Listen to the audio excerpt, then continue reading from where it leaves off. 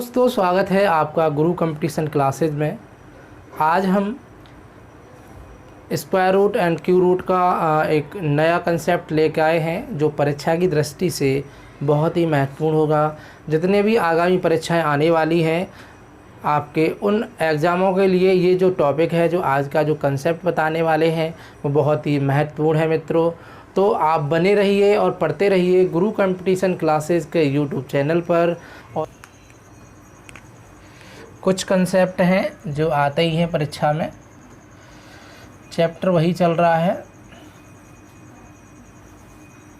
घनमूल तथा वर्गमूल।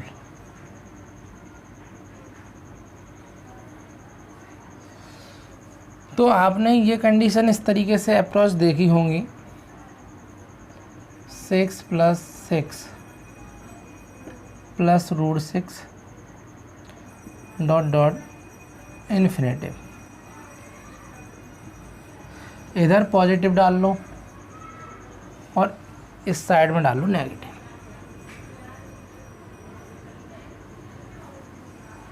तो पॉजिटिव वाली कंडीशन ये क्वेश्चन दिया है आपको और आपने भी सुना होगा। बहुत ही अच्छा ये आपका क्वेश्चन है। ऐसे क्वेश्चन आते रहते हैं।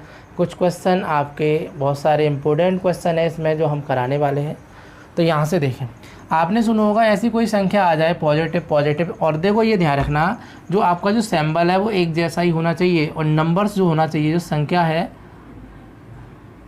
वो समान अंक होना चाहिए।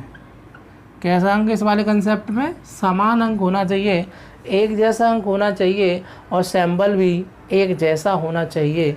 तो आपको क्या करना है, ऐसे कंसेप्ट को आपको पहले समझना है। अंदर जो भी नंबर्स दे रखा है उसका फैक्टर करते हैं और फैक्टर करते हैं हम, और डिफरेंस एक का होना चाहिए। आपने सुना होगा इन दोनों का जो अंतर है वो अनिवार्य रूप से एक का होना चाहिए। कितने का होना चाहिए? एक का। तो हम विद कंसेप्ट के आपको समझाएंगे ये क्यों है, कैसे है। तो आप देखेंगे, सबसे पहले आपको नंबर देखना है, नंबर का फैक्टराइजेशन करना है और डिफरेंस दोनों फैक्टर का एक का होना चाहिए। यदि पॉजिटिव है तब बड़ी संख्या उत्तर होती है। बड़ी संख्या क्या होती है? उत्तर। यदि नेगेटिव है तब छोटी संख्या उत्तर होती है। ये कंसेप्ट समझना है। यदि पॉजिटिव है तो बड़ी संख्या जो बड़ा फैक्टर्स होगा वो आपका आंसर होगा, और नेगेटिव है तो आपकी छोटी संख्या आंसर होगी। तो यहाँ से समझेंगे, तो यहाँ पॉजिटिव आ रहा है तो कौन सी संख्या आंसर होगी? बड़ी संख्या। तो यहाँ पे जो आंसर होगा वो 3 होगा। अब इसका कंसेप्ट भी समझाने वाला हूँ, थोड़ा समझना है आपको। इस संख्या के फैक्टर करने हैं और दोनों फैक्टर का जो डिफरेंस है वो एक का आना चाहिए अनिवार्य रूप से। यदि एक का नहीं आता है तो उसका भी तरीका बताएंगे। पहले आपको कंसेप्ट ये समझना है। जैसे अब इसको हम कंसेप्ट मेथड से करेंगे। यदि हम इसको p बराबर मान लेते हैं, किसके बराबर मान लिया? p बराबर मान लिया इसको पूरे को। अब यहाँ से हम क्या करेंगे कि दोनों पक्षों में क्या करेंगे? वर्क करेंगे। दोनों पक्षों में क्या करेंगे? वर्क करेंगे। और दोनों पक्षों में वर्क करेंगे तो इस वाले स्क्वायर से ऊपर वाला रूट कट जाएगा। तो क्या होगा? p² बराबर होगा 6 + √6 + √6 + ... सो दैट इन्फिनेटिव। अब ये जो मैंने माना था अभी √6 + √6 + √6 सो दैट इन्फिनेटिव, किसके बराबर माना था? ये पूरा p बराबर माना था।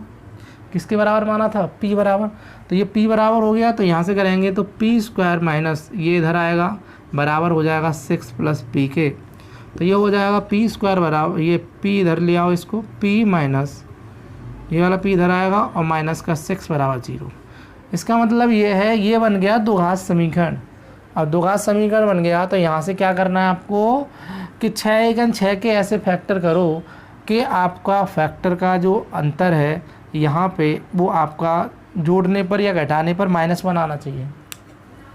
तो यहाँ से किया आपने p² माइनस, यहाँ से करेंगे 3p प्लस 2p माइनस 6 बराबर 0। तो यहाँ से p कॉमन ले लिया आपने, तो यहाँ p बचेगा p माइनस 3, और यहाँ से 2 कॉमन ले लिया तो यहाँ से ही बचेगा p माइनस 3। जो संख्या बराबर जाके प्लस की हो जाती है वही आपका आंसर होता है। आंसर हमेशा पॉजिटिव ही आता है। तो हम ये 2 फैक्टर बन गए, एक तो आ गया यहाँ पे p प्लस 2, ये बराबर जाके p बराबर हो जाएगा -2, लेकिन एक आया p माइनस 3, तो ये p बराबर हो जाएगा 3। जो पॉजिटिव में जो संख्या आती है वही मित्रों आपका आंसर होता है। तो ये इसका कंसेप्ट है। थोड़ा आप द्विघात समीकरण से सॉल्व करेंगे थोड़ा बड़ा हो जाएगा। इसका भी एक कंसेप्ट बताएंगे, श्रीधराचार्य वाला फॉर्मूला, उससे कैसे करेंगे उसी को अप्लाई करना है। चाहे अंतर एक का हो या ना हो, कुछ भी हो, लेकिन उसे लगाओगे तो ऐसे भी कर सकते हैं। तो एक बार दोबारा से समझा देते हैं। मैंने इसको पूरी कंडीशन को अब p के बराबर मान लिया, दोनों पक्षों में कर दिया स्क्वायर यानी वर्ग कर दिया, तो स्क्वायर से पहले वाला ऊपर वाला रूट कट जाएगा, तो ये हो जाएगा p² बराबर 6 plus √6 plus √6 so that infinitive. और ये वाली कंडीशन किसके बराबर मानी थी मैंने? p के बराबर मानी थी। तो ये हो जाएगा p² बराबर 6 प्लस p, और p² ये p इधर आएगा -p, और ये 6 इधर आएगा -6 बराबर 0। ये आपका द्विघात समीकरण बन गया। इसको हमने सॉल्व किया, इसका इसमें गुणा करते हैं। तो आपको ये ध्यान रखना 6 एकन 6 के ऐसे फैक्टर करो कि आपका -1 आ जाए। तो यहाँ पे -1 आपका आएगा, 3 में से 2 घटाएंगे तो -1 तो आएगा। तो ये वाली कंडीशन मैंने आपको सॉल्व करके बता दी। जो बराबर जाके आंसर हो जाता है पॉजिटिव, वही आपका आंसर हो जाता है। चलो देखें इसको, आप कैसी भी कंडीशन हो इसको सॉल्व करने के लिए आपको डायरेक्ट अप्रोच बताते हैं। श्रीधराचार्य का फॉर्मूला है वो भी। यदि यहाँ पे अंतर एक का हो या ना हो, कुछ भी हो, लेकिन आपको लगाना है ये वाला 4a + 1 + 1/2, ये आपको फॉर्वर्ड लगाना है, ठीक है, पॉजिटिव वाली कंडीशन में। ये पॉजिटिव वाली कंडीशन बता रहा है, तो इसमें लगाएंगे तो क्या होगा 4 × 6 + 5 + 1 और +1/2, यही तो होगा। इसमें लगाएंगे तो a का मतलब है a बराबर होगा आपका ये नंबर्स जो अंदर दिया है। तो यहाँ से करेंगे 6 चौक 24 और 25, ये 25 हो गया पूरा। 25 कितने का होता है? 5 का, +1/2। यहाँ से करेंगे 6/2 का मतलब कितना होता है? तो भी मित्रों आंसर कितना आएगा? 3। ये भी एक कंसेप्ट है, ये श्रीधराचार्य के फॉर्मूले से पॉजिटिव वाली कंडीशन निकाल ली है, श्रीधराचार्य वाले से। श्रीधराचार्य की कंडीशन में से पॉजिटिव कंडीशन हमने निकाल लिया। इस तरीके से भी आप कर सकते हैं। तो 1-2 क्वेश्चन और देखें, इससे भी कर सकते हैं डायरेक्टली। जैसे मैंने कहा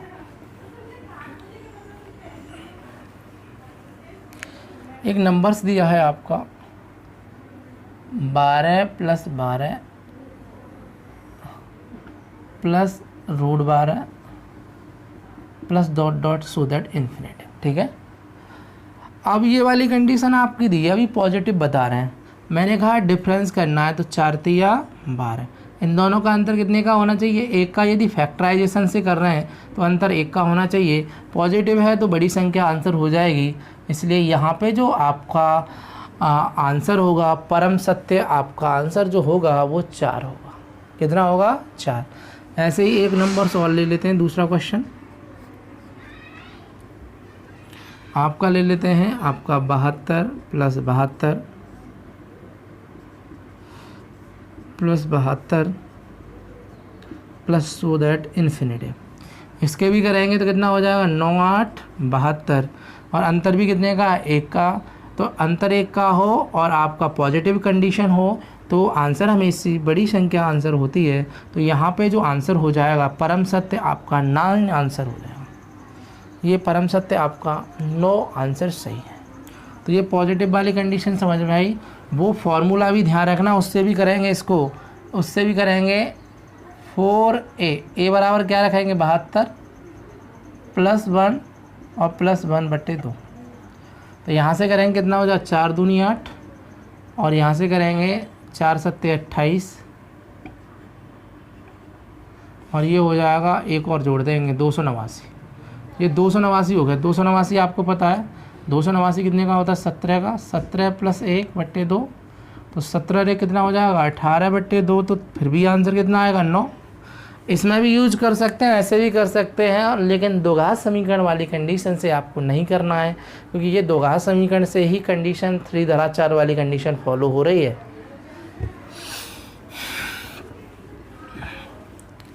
अब ऐसी कंडीशन आती है जिनका डिफरेंस एक का नहीं होता है। पॉजिटिव कंडीशन अब बता रहे हैं पहले, ठीक है।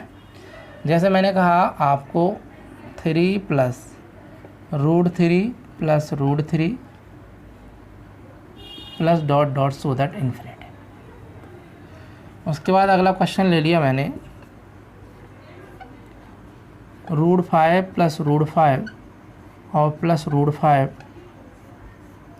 Plus dot dot infinity. मैंने इसका कंसेप्ट भी आपको समझा दिया, उस तरीके से भी करोगे फिर भी यही आंसर आएगा। अब यहाँ पे क्या करना है, यहाँ पे इसको सॉल्व करोगे, p बराबर मानोगे तो लास्ट में यहाँ पे श्रीधराचार्य का फॉर्मूला ही लगेगा। तो श्रीधराचार्य का फॉर्मूला कब लगता है, जब हमारे द्विघात समीकरण में फैक्टराइजेशन नहीं हो पाते। अब यहाँ पे फैक्टराइजेशन नहीं होंगे इसमें। अब यहाँ पे क्या करेंगे, वही फॉर्मूला लगा देंगे 4a + 1 + 1/2। इस फॉर्मूले को याद रखना आपको पॉजिटिव में। तो यहाँ पे क्या करेंगे, इसको करेंगे तो 4a + 1 और प्लस 1/2। तो 4 × 12 और 1 13। तो ये हो जाएगा √13 + 1/2। ये आपका परम सत्य आंसर आपका राइट है। ये आंसर आपका सही है।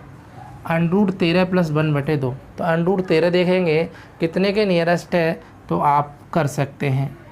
अब इसको देखेंगे तो इसको भी सॉल्व करेंगे तो कितना होगा, यहाँ से 4 × 5 + 1 + 1/2। 4 पंजे 20, 20 और 1 21। तो ये हो जाएगा √21 + 1/2। इसका ये वाला आंसर आपका सही।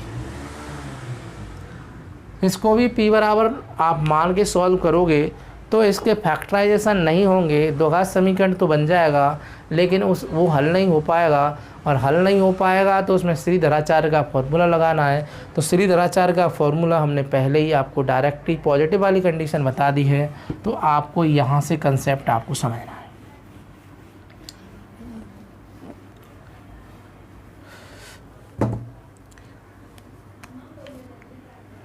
जैसे मैंने एक क्वेश्चन लिया 9√9 + 9 प्लस डॉट डॉट इन्फिनिटी, ठीक है। ये क्वेश्चन है, इसको सॉल्व करें सभी मित्र। इसको करेंगे सॉल्व तो क्या कंडीशन होगी, वही फॉर्मूला लगाएंगे 4 × 9 + 1 + 1/2। क्योंकि ये वाली कंडीशन के आप फैक्टर करेंगे तो डिफरेंस एक का नहीं आ रहा।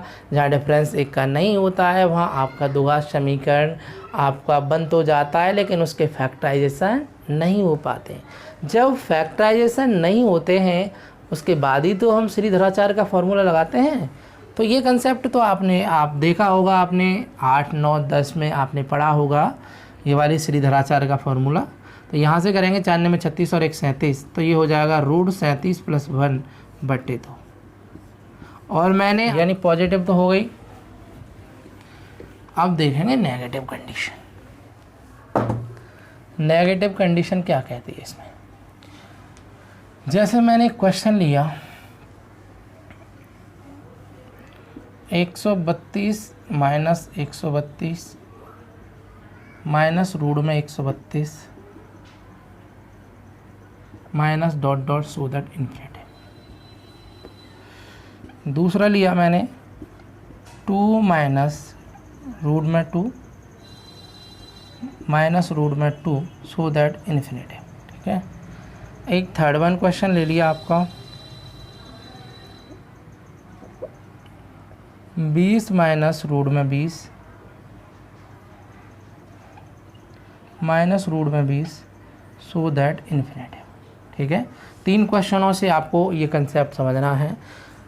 हमेशा ये ध्यान रखना जब नेगेटिव कंडीशन आती है तो जो सबसे पहले क्या करते हैं, अंदर वाली संख्या के हम फैक्टराइजेशन करते हैं, और फैक्टराइजेशन हम करेंगे तो उन दोनों फैक्टरों का जो डिफरेंस है वो 1 का आना चाहिए।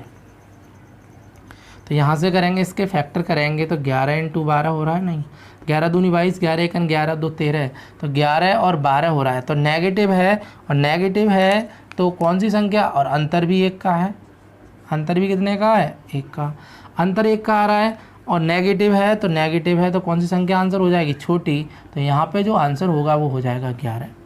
ऐसे इसके फैक्टराइजेशन करेंगे, 2 1 2, अंतर भी 1 का आ रहा है, तो हमेशा ये ध्यान रखना माइनस में है तो छोटी संख्या आंसर हो गई, तो यहाँ पे हो जाएगा 1 आंसर हो जाएगा। और यहाँ देखेंगे 20 के फैक्टराइजेशन करेंगे तो क्या हो जाएगा, 4 पंजे 20 होगा, नहीं 4 पंजे 20 होगा, और 4 पंजे 20 हो जाएगा, नेगेटिव है तो छोटी संख्या आंसर होगी, तो इसलिए यहाँ पे 4 आंसर हो जाएगा। तो यहाँ पे जो हमने बताया वो डिफरेंस 1 वाली कंडीशन है, और ऐसी कंडीशन आ जाती है जहाँ डिफरेंस 1 नहीं होता है, तो क्या करेंगे, इसके लिए एक फार्मूला भी याद रखना है। इसको सॉल्व करेंगे तो वही तरीका है, आप p बराबर मान के आप सॉल्व कर सकते हो, मेथड है इसका कंसेप्ट से। इसको आपको याद रखना है, ये वाला फार्मूला याद रखना है, 4a + 1 - 1/2। नेगेटिव आए तो ये वाला कंसेप्ट आपको ध्यान रखना है। अब इसको यहाँ से सॉल्व करोगे तो क्या होगा, यहाँ से करोगे इसको तो 4 × यहाँ पे कितना, a की जगह 2 है, और +1 - 1/2 करेंगे सॉल्व, तो 4 दूनी 8 और 1 9, 9 कितने का होता है, 3 - 1/2, 3 में से 1 जाएगा तो कितना बचेगा, 2/2। तो जो आंसर आएगा आपका परम सत्य जो आंसर होगा वो 1 होगा। कितना होगा मित्रों, 1 आंसर हो जाएगा। इससे भी सॉल्व करेंगे तो भी वही आंसर आएगा, आप पूरा कंसेप्ट से सॉल्व करेंगे फिर भी वही आंसर आएगा। तो आपको ये ध्यान रखना, सबसे पहले फैक्टराइजेशन वाली कंडीशन याद रखनी है, क्या ये अंदर संख्या दे रखी है, क्या उन दोनों संख्याओं का जो अंतर है क्या 1 का आ रहा है, 1 का आ रहा है तो पॉजिटिव कंडीशन है तो बड़ी संख्या आंसर हो जाएगी, और नेगेटिव कंडीशन है मित्रों तो छोटी संख्या आंसर हो जाएगी। ये चीज़ आपको ध्यान रखनी है। अब ऐसी कंडीशन आ जाती है जिनका अंतर 1 का ना हो, तो आप कैसे करेंगे, देखो ये कंडीशन सब में लगेगी, अंतर 1 का हो या ना हो, हमेशा ये ध्यान रखना। 4 अंडूड में 4a + 1 - 1/2 आपका नेगेटिव में लगेगा। जैसे मैंने कहा अंडूड 3 - √3 -√3 ... सो दैट इन्फिनिटी। दूसरा क्वेश्चन मैंने लिखा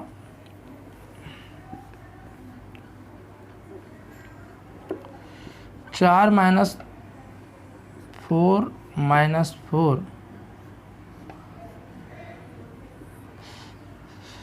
√4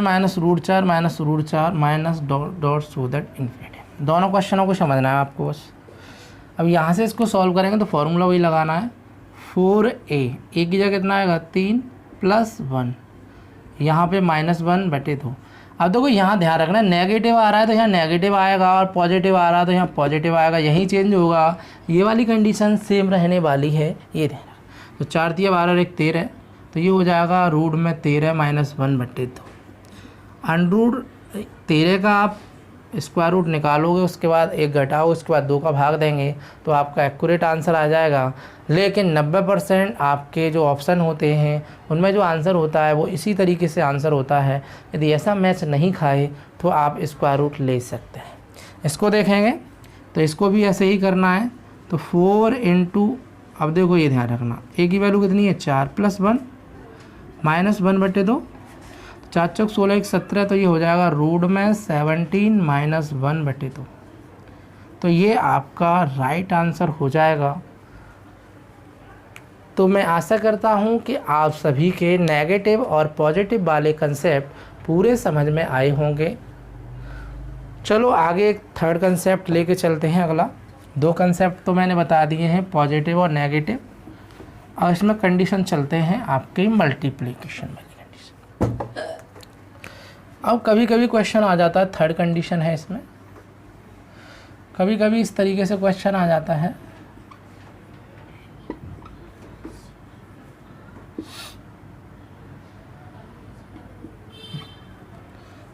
इस तरीके से क्वेश्चन देखने को मिल जाएंगे आपको।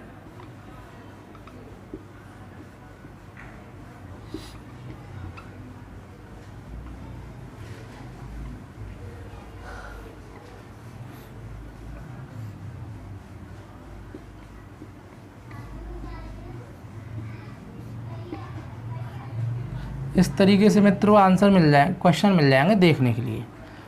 ये मल्टीपल वाली कंडीशन है, ये इन्फिनेटिव तक है। कभी कभी कंडीशन क्या आती है कि दो संख्याओं तक मल्टीपल आता है।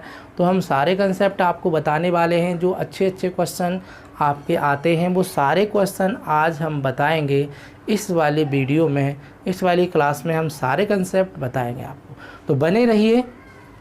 अब देखें यहाँ पे यदि ऐसी कंडीशन कभी आ जाती है और यहाँ पे जो मल्टीपल है वो इन्फिनेटिव तक है, तो ये ध्यान रखना कि यहाँ पे जो संख्या अंदर जो दिख रही है, दिखाई दे रही है, वो एक जैसे ही नंबर्स होने चाहिए। यहाँ जितनी भी संख्या यहाँ से √6 इंटू √6 इंटू √6 और होनी चाहिए कहाँ तक, इन्फिनेटिव तक। यदि इन्फिनेटिव तक है तब क्या करना है, जो संख्या अंदर दिखाई दे रही है वही संख्या आपका आंसर हो जाएगी। ऐसी कंडीशन में 6 दिख रहा है तो 6 आंसर हो जाएगा, 7 दिख रहा है तो 7 आंसर हो जाएगा।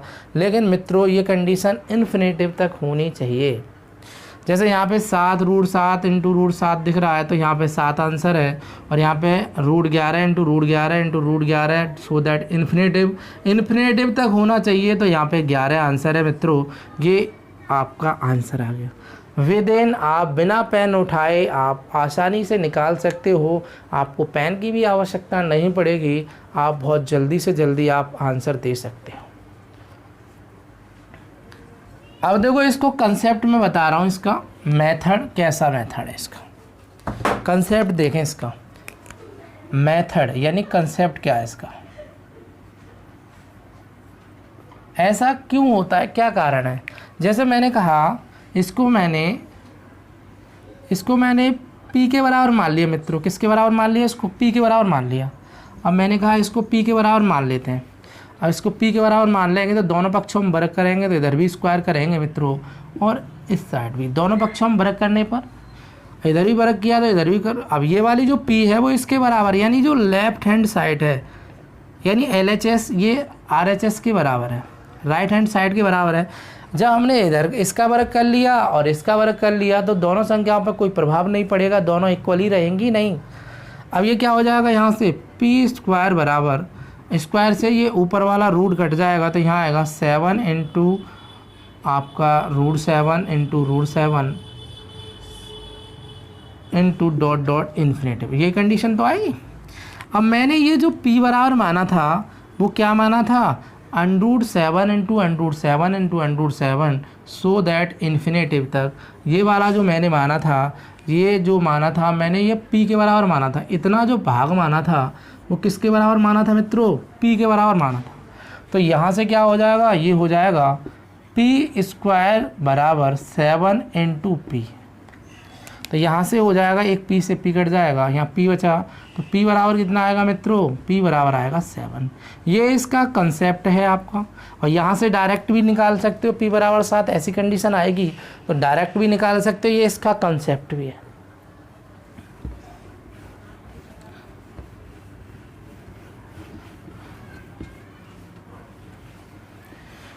अब इसमें एक चौथा कंडीशन है, इसमें चौथी वो समझनी है। चौथी कंडीशन ये है कि यहाँ पे मल्टीपल में तो होती है संख्या, लेकिन आपकी इन्फिनेटिव तक नहीं होती है।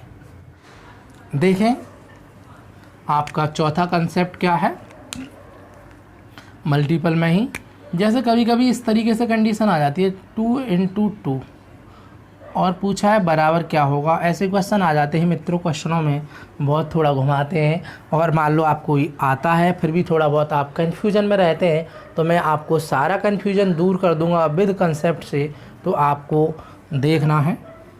और दूसरा क्वेश्चन आपने ले लिया √5 इंटू √5 इंटू √5 और आपसे पूछ लिया बराबर क्या होगा।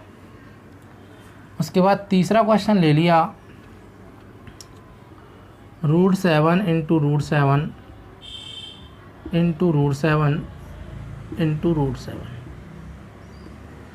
चौथा क्वेश्चन ले लिया मित्रों √4 इंटू √4 इंटू √4। ये चार क्वेश्चन से आपको कंसेप्ट समझना है। मैं आपको कंसेप्ट भी समझाऊंगा और डायरेक्टली अप्रोच भी बताऊंगा। तो सबसे पहले मैं डायरेक्ट अप्रोच बताता हूँ आपको क्या करना है। ये दे रखा है √2 इंटू √2 बराबर क्या होगा, आपसे पूछा है, लेकिन ये कंडीशन इन्फिनेटिव तक नहीं है। आपको ऐसा नहीं है कि यहाँ ऐसी कंडीशन दिखे तो आंसर 2 करना है, तो यहाँ पे 2 आपका आंसर मित्रों गलत हो जाएगा, तो आपको 2 आंसर नहीं करना है। तो यहाँ पे क्या करना है, पहले आपको समझना है, यहाँ पे जो भी संख्या दिखेगी वो सेम संख्या दिखेगी। यहाँ सेम कंडीशन वाली बात चल रही है, सेम नंबर्स की कंडीशन। अब सेम कंडीशन आप चल रहे हैं तो आपको क्या करना है, जो संख्या दिख रही है पहले वो आपको कॉपी करनी है। वो आपने कॉपी कर लिया, उसके बाद आपको क्या करना है, 2 का टेबल पढ़ना है इस वाले लास्ट वाले नंबर से। 2 दूनी 4, 2 दूनी कितना हो गया 4। कोई भी संख्या है ऐसे 2 दूनी 4, दूनी 8, इस तरीके से 2 का ही टेबल पढ़ना है। कितने का टेबल पढ़ना है, 2 का। मैं विद मेथड से बताऊंगा आपको, पहले मेरी बात आपको समझनी है, मैं जो कह रहा हूँ उसको समझो। जैसे पहले हमने जो संख्या दिख रही है उसको हमने आधार यानी बेस मान लिया, 2 कॉपी कर लिया। उसके बाद हम 2 का टेबल पढ़ेंगे, 2 दूनी 4, 4 हम लिखेंगे नीचे। अब हमेशा ध्यान रखना, ये 2 तो हमने यहाँ बेस मान लिया। उसके बाद 2 दूनी 4, 4 लिखेंगे हम नीचे। उसके बाद इससे 1 कम हम लिखेंगे ऊपर, तो इसका मतलब ये है 2 की पावर हो जाएगा 3/4। ऐसे ही नीचे वाला क्वेश्चन सॉल्व करेंगे। ये 5 दिख रहा है, 5 तो हमारा ये बेस हो जाएगा। यहाँ से करेंगे 2 दूनी 4 दूनी 8, 8 में से 1 कम करके ऊपर लिखना है और नीचे लिखना है 8, तो 5 की पावर हो जाएगा मित्रों 7/8। इसको करेंगे, जो संख्या दिख रही है उसको बेस मान लो। उसके बाद 2 का टेबल पढ़ो, 2 दूनी 4 दूनी 8 दूनी 16, 16 में से 1 कम कर दो 15 और नीचे लिख दो 16, 7 की पावर हो जाएगा 15/16। अब यहाँ पे ये वाला कंडीशन देखो, तो यहाँ पे 4 है तो 4 को बेस मान लो।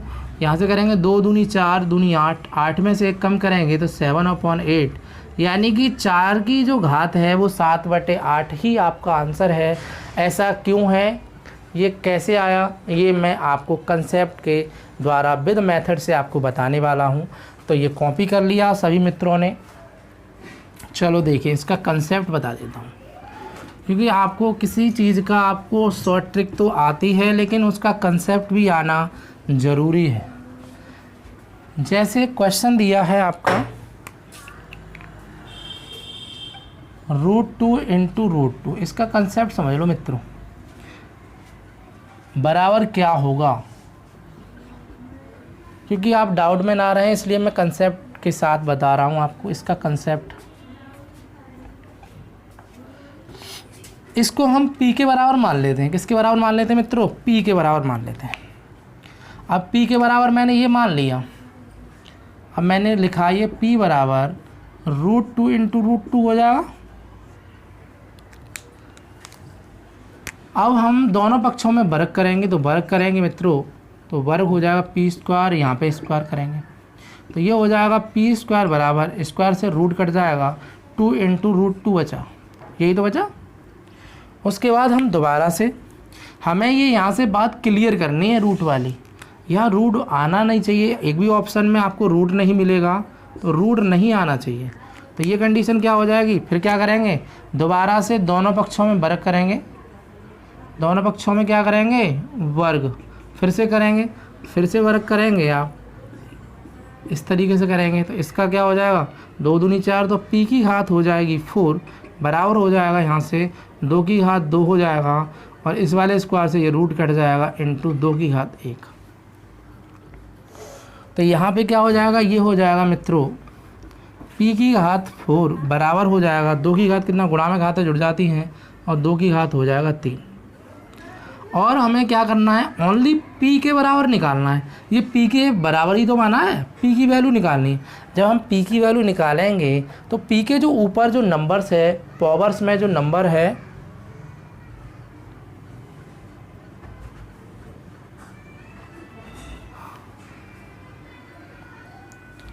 अब ये क्या हो जाएगा मित्रों, p की घात 4, p की घात 4 और गुणा में घात जुड़ जाती है तो 2 और 1 3 हो जाएगा, 2 की घात 3 हो जाएगा। तो यहाँ से क्या करेंगे, हम हमेशा हमें p के बराबर निकालना है। किसके बराबर निकालना है, ये p के बराबर दे रखा है तो p का मान निकालेंगे। तो जो p के जो पावर्स में जो नंबर्स दे रखा है उसको हमें अलग करना, हटाना है। तो क्या करेंगे, p बराबर ये वाली जो संख्या है पावर में बराबर के आपके पावर्स में ही चली जाएगी, तो 2 की घात हो जाएगा 3/4 बराबर में जाके आपकी नीचे घात में पहुंच जाएगी, बट्टे में पहुंचेगी तो आप कह सकते हैं p बराबर 2 की घात, यानी p बराबर होगा 2 की घात 3/4। तो इसका 3/4 ही आया था, ये इसका कंसेप्ट है। मैं एक बार दोबारा से आपको समझा रहा हूँ, देखें। इसको मैंने p बराबर मान लिया, p बराबर √2 इंटू √2। अब दोनों पक्षों में वर्ग कर लिया तो p², इस वाले स्क्वायर से ये वाला रूट कट गया तो क्या हो जाएगा, p² बराबर हो जाएगा 2√2। फिर दोबारा से वर्ग कर लिया दोनों पक्षों में, दोनों पक्षों में वर्ग करेंगे तो क्या हो जाएगा, p की घात 4 और यहाँ 2 की घात 2 करेंगे, ये वाला इस वाले स्क्वायर से ये रूट कट जाएगा 2 की घात 1।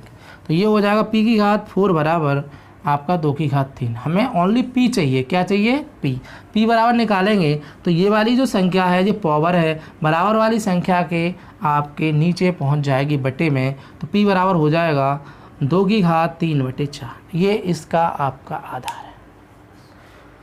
तो मैं उम्मीद करता हूँ ये वाला भी कंसेप्ट आपके पूरा समझ में आया होगा। हम आपके 5वें कंसेप्ट पे चलते हैं। इसमें 5वां कंसेप्ट क्या है,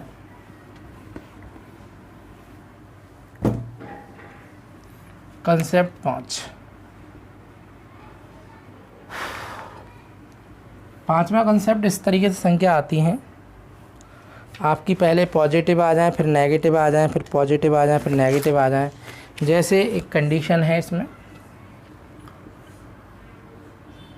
+4 -4, यानी पहले प्लस आया बाद में माइनस आया, √4 प्लस √4 माइनस डॉट इन्फिनेटिव। और दूसरा क्वेश्चन आ जाए आपका 6 plus √6 minus 6 plus √6 minus dot infinitive. ये कंसेप्ट समझना है।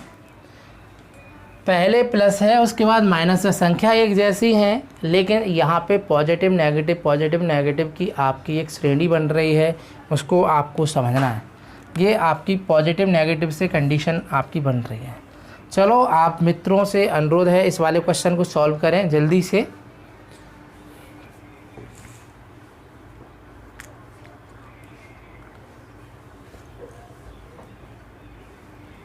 तो इसमें पॉजिटिव नेगेटिव आए तो क्या करेंगे, 4a - 3 + 1/2। ये वाला आपको श्रीधराचार्य का फॉर्मूला लगाना है इसमें, ये ध्यान रखना। पॉजिटिव, पहले पॉजिटिव है तो यहाँ पॉजिटिव आएगा, और पहले नेगेटिव है तो यहाँ नेगेटिव आएगा। पॉजिटिव वाली कंडीशन हम बताने वाले हैं। तो इसमें लगाएंगे a बराबर, a की वैल्यू कितना लगाएंगे यहाँ पे 4, तो इसको करेंगे सॉल्व। 4 × a की वैल्यू कितनी हो जाएगी 4, और -3 + 1/2, तो कितना हो जाएगा ये हो जाएगा आपका 4 × 4 = 16, और 16 में से आपका 3 गया तो कितना हो जाएगा ये हो जाएगा √13 + 1/2। ये आपका आंसर है। ऐसे ही नीचे वाले को सॉल्व कर सकते हैं आप। इसमें लगाएंगे इसको तो a बराबर कितना आ जाएगा 6, तो ये हो जाएगा 4 × 6 - 3 और +1/2। तो 6 × 24 में से आपका 3 गया तो रूट में हो जाएगा 21 + 1/2।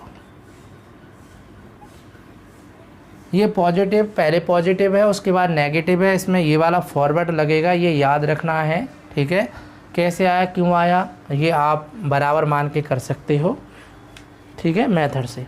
यदि कंडीशन आती है आपकी नेगेटिव, पहले नेगेटिव आता है, इसको हम ऐसे कर लेते हैं, यहाँ पे नेगेटिव कर लेते हैं और यहाँ पॉजिटिव कर लेते हैं, यहाँ नेगेटिव कर लो और यहाँ पॉजिटिव कर लो। पहले नेगेटिव कर लेते हैं और बाद में पॉजिटिव, पहले नेगेटिव उसके बाद पॉजिटिव, इसको समझना है। इसी क्वेश्चन से समझा देते हैं। यदि यही क्वेश्चन दे रखा है, पहले नेगेटिव दे रखा है उसके बाद पॉजिटिव, पहले नेगेटिव उसके बाद पॉजिटिव, ये कंडीशन दे रखी, तो इसमें एक फॉरवर्ड याद रखना है। जैसे मैंने अभी बताया था, ये वाला फॉरवर्ड याद रखना है। 4a -3, ये माइनस पहले आया तो यहाँ -1/2 करना है, ये वाला ही फॉरवर्ड लगाना है इसमें, ये ध्यान रखना।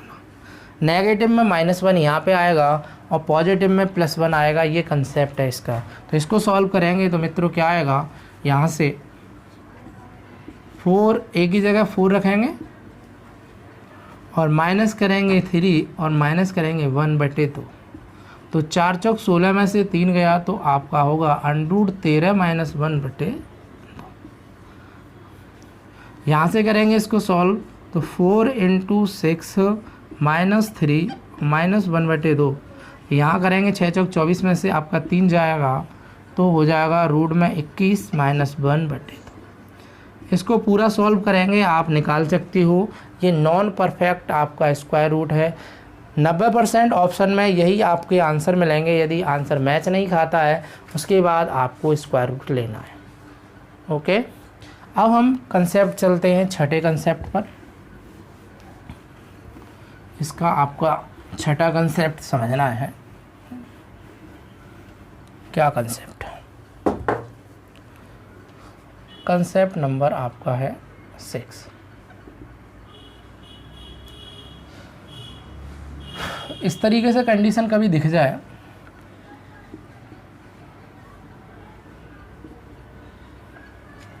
* है, ये ध्यान रखना,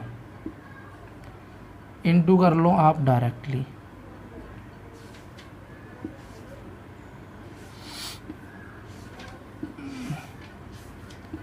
ऐसी कंडीशन दिख जाए इन्फिनेटिव तक, इस तरीके से 3 × 9 × 3 × आपका 9, ये कंडीशन भी दिख जाए * इन्फिनेटिव तक। ये आपको कंडीशन आपको समझनी है।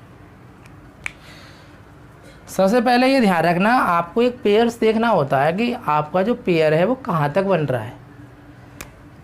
हमेशा ये ध्यान रखना, इसका डायरेक्ट अप्रोच है, मैं डायरेक्ट भी बताऊंगा, मेथड भी बताऊंगा कि यहाँ पे पहले ये संख्या दे रखी है, उसके बाद इसका वर्ग है, ये संख्या दे रखी है, उसके बाद इसका वर्ग है। ये एक ग्रुप बन गया, संख्या उसका वर्ग, वही संख्या उसका वर्ग। ऐसे ही यहाँ पे संख्या है और यहाँ पे इसका वर्ग है, यही संख्या है, यहाँ पे इसका वर्ग है। तो इसका कंसेप्ट आपको समझना है। डायरेक्टली आप कर सकते हो कि जो संख्या आपकी दे रखी है, यानी कि जिस संख्या का आपका वर्ग है, जो पहली छोटी संख्या है ना, छोटी जो संख्या है वही आपका आंसर हो जाएगी। इसका मतलब ये है कि जो आपका पहली वाली संख्या है, पहली वाली जो संख्या होगी वही आपका आंसर हो जाएगी। आप डायरेक्टली भी कर सकते हो, यहाँ से करेंगे तो यहाँ से आंसर हो जाएगा मित्रों 3। कितना हो जाएगा? 3। आप कंसेप्ट से समझेंगे, डायरेक्ट इस तरीके से करेंगे तो डायरेक्टली आपको आंसर लगाना है। ऐसी कंडीशन कभी दिख जाए तो आपको ये ध्यान रखना, जो पहली संख्या है वही आपका आंसर है। ये वाली इस संख्या का वर्ग ही तो है, जिस संख्या का वर्ग है ना वही संख्या आपका आंसर हो जाएगी। इसका कंसेप्ट समझने, मेथड क्या है इसका, देखें कंसेप्ट समझें इसका। देखिए मेथड, जैसे मैंने एक क्वेश्चन लिखा था अभी, √2 × आपका ये हो जाएगा √2 × घनमूल 4, ये वाली कंडीशन सो दैट इन्फिनेटिव तक दे रखी है। कहाँ तक दे रखी है? इन्फिनेटिव तक। हम इसको p बराबर मान लेते, किसके बराबर मान लेते? p बराबर।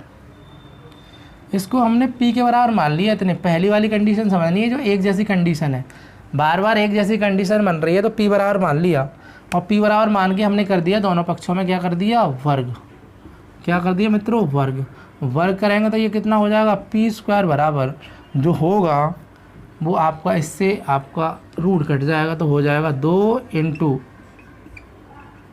4, यही तो बचेगा। और ये वाली जो आगे वाली जो कंडीशन मानी थी हमने, किसके बराबर मानी थी मित्रों? वो मानी थी p के बराबर। एक वाला आपको एक पेयर्स देखना है यहाँ तक, ये मैंने p के बराबर मानी तो यहाँ पे p का गुणा कर देंगे। तो यहाँ पे आपका घनमूल है, तो आपको क्या करना है, दोबारा में दोनों पक्षों में घन करना है। क्या करना है, घन।